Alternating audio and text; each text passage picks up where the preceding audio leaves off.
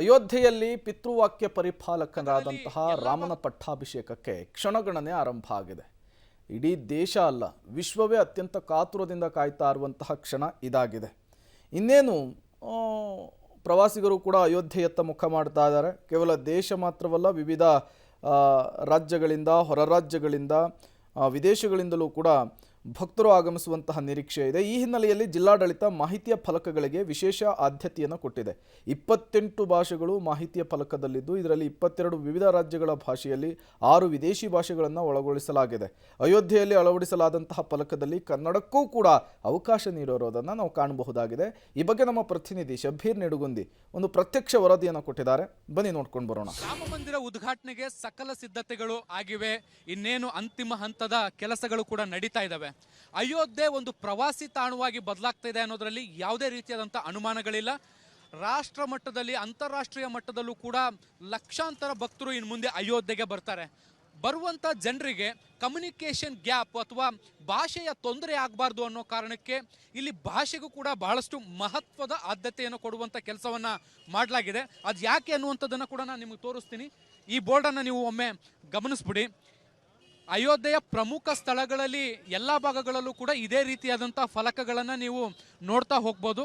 ಎಲ್ಲ ಭಾಷೆಗಳನ್ನು ಕೂಡ ಇಲ್ಲಿ ಅಳವಡಿಸುವಂಥ ಕೆಲಸವನ್ನು ಮಾಡಲಾಗಿದೆ. ಯಾಕಂದರೆ ಬರುವಂತಹ ಟೂರಿಸ್ಟ್ಗಳಿಗೆ ಅವರು ಯಾವುದೇ ರಾಜ್ಯದಿಂದ ಬರಲಿ, ಭಾರತದ ಯಾವುದೇ ಮೂಲೆಯಿಂದ ಬಂದರೂ ಕೂಡ ಅವರದೇ ಭಾಷೆಯಲ್ಲಿ ಓದಲಿಕ್ಕೆ ಸಿಗುವಂಥ ನಿಟ್ಟಿನಲ್ಲಿ, ಇದು ಯಾವ ಜಾಗ ಅನ್ನುವಂಥದ್ದನ್ನು ಗುರುತಿಸಲಿಕ್ಕೆ ಸಹಾಯ ಆಗುವಂಥ ನಿಟ್ಟಿನಲ್ಲಿ ನಾಮಫಲಕಗಳನ್ನು ಹಾಕಿದ್ದಾರೆ. ಇಲ್ಲಿ ಎಲ್ಲ ಭಾಷೆಯನ್ನು ಬಳಸಿರುವಂಥದ್ದನ್ನು ಕೂಡ ನಾವು ಗಮನಿಸ್ಬೋದು. ಕೇವಲ ಭಾರತದ ಭಾಷೆಗಳು ಮಾತ್ರ ಅಲ್ಲದೆ ಅಂತಾರಾಷ್ಟ್ರೀಯ ಮಟ್ಟದಲ್ಲೂ ಕೂಡ ಪ್ರಮುಖವಾದಂತಹ ಭಾಷೆಗಳನ್ನು ಕೂಡ ಇಲ್ಲಿ ಬಳಸಿಕೊಳ್ಳುವಂಥ ಕೆಲಸವನ್ನು ಮಾಡಲಾಗಿದೆ. ಮಾಹಿತಿಗಳ ಪ್ರಕಾರ ಒಟ್ಟು 28 ಭಾಷೆಗಳನ್ನು ಇಲ್ಲಿ ಬಳಸ್ಕೊಳ್ಳಲಾಗಿದೆ.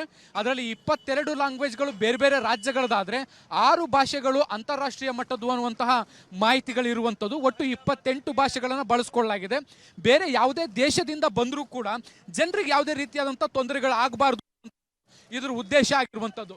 ನೀವಿಲ್ಲಿ ನೋಡ್ಬೋದು, ರಾಮ್ ಕಿ ಪೇಡಿ ಅನ್ನುವಂಥದ್ದನ್ನು ಕನ್ನಡದಲ್ಲೂ ಕೂಡ ಬಳಸುವಂಥ ಕೆಲಸವನ್ನು ಕೂಡ ಮಾಡಿದ್ದಾರೆ. ಯಾಕೆಂದರೆ ಅಯೋಧ್ಯೆಗೆ ಬರುವಂಥ ಜನರು ಭಾರತದ ಯಾವುದೇ ಮೂಲೆಯಿಂದ ಬರ್ಬೋದು, ಅವರಿಗೆ ಓದಲಿಕ್ಕೆ ತೊಂದರೆ ಆಗಬಾರ್ದು. ಯಾಕಂದರೆ ಅಯೋಧ್ಯೆಯ ಮುಖ್ಯ ಭಾಷೆ ಆಗಿರುವಂಥದ್ದು ಹಿಂದಿ. ಇಲ್ಲಿ ಜನರು ಕೂಡ ಸಾಕಷ್ಟು ದೊಡ್ಡ ಪ್ರಮಾಣದಲ್ಲಿ ಹಿಂದಿ ಮಾತಾಡ್ತಾರೆ. ಹಾಗಾಗಿ ಸ್ಥಳಗಳನ್ನು ಗುರುತಿಸಲಿಕ್ಕೆ ಅಥವಾ ನಾಮಫಲಕಗಳು ಎಲ್ಲ ಹಿಂದಿ ಅಥವಾ ಇಂಗ್ಲೀಷ್ನಲ್ಲಿದ್ದರೆ ಬರುವಂಥ ಸ್ಥಳೀಯ ಜನರಿಗೆ ಅಥವಾ ಸಾಮಾನ್ಯ ಜನರಿಗೆ ಈ ರೀತಿಯಾದಂಥ ಭಾಷೆ ಅರ್ಥ ಆಗಲ್ಲ. ಹೀಗಾಗಿ ಅವರದೇ ಭಾಷೆಯಲ್ಲಿ ಈ ಜಾಗದ ಮಹತ್ವವನ್ನು ತಿಳಿಸುವಂಥದ್ದು ಅಥವಾ ಯಾವ ಜಾಗ ಅನ್ನುವಂಥದ್ದನ್ನು ತಿಳಿಸ್ಕೊಡುವಂಥ ಪ್ರಯತ್ನದ ಭಾಗವಾಗಿ ಈ ರೀತಿಯಾದಂಥ ಒಂದು ಪ್ರಯತ್ನವನ್ನು ಮಾಡಲಾಗಿದೆ. ಇದೊಂದು ರಾಮ್ ಕಿ ಪೈಡಿಯ ಒಂದು ಸ್ಥಳವನ್ನು ನೀವು ನೋಡಿದ್ರಿ. ಅಯೋಧ್ಯೆಯ ಯಾವುದೇ ಮೂಲೆಗೆ ಹೋದರೂ ಕೂಡ ನೀವು ಇದೇ ರೀತಿಯಾದಂಥ ಫಲಕಗಳನ್ನು ನೋಡ್ಬೋದು.